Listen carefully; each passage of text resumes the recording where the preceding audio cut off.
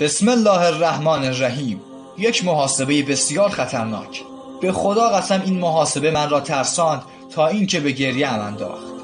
درست است که عمر انسان به دست خداست.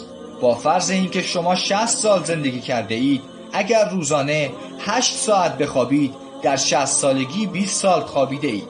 اگر 8 ساعت به محل کار رفتید، یعنی 20 سال کار کردید.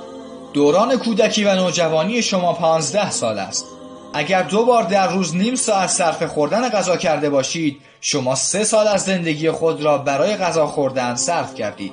خواب، خوراک، کار، کودکی و نوجوانی همه 58 سال است که از مجموع 60 سالگی فقط 2 سال باقی مانده است. سوال اینجاست شما چند ساعت غرق در عبادت بودید؟ و در روز حساب چه میگویید به خداوند متعال که عمرت را چگونه گذراندی؟ قرآن کریم بیشتر از 600 صفحه نیست، یا 604 صفحه است. اگر شما باور ندارید به قرآن رجوع کنید و برگردید. دیدید چند صفحه است؟ صفحات قرآن 600 صفحه است که تقسیم بر طول 30 روز چقدر خواهد بود؟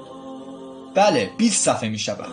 حالا یک فرایند بسیار ساده. سهم هر روز 20 صفحه و همچنین در هر روز 5 نوبت نماز داریم. 20 صفحه تقسیم بر 5 نوبت نماز می شود 4 صفحه.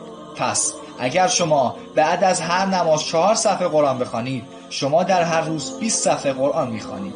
یعنی به راحتی در 1 ماه قرآن را ختم میکنید. صبر کنید، این پیام هنوز تمام نشده.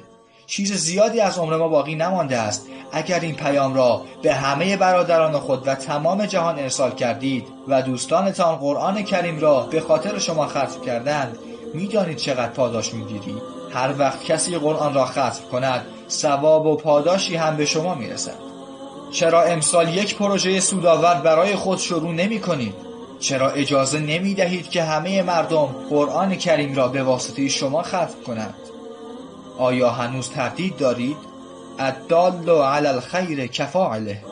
دلالت کننده بر خیر مثل انجام دهنده آن است.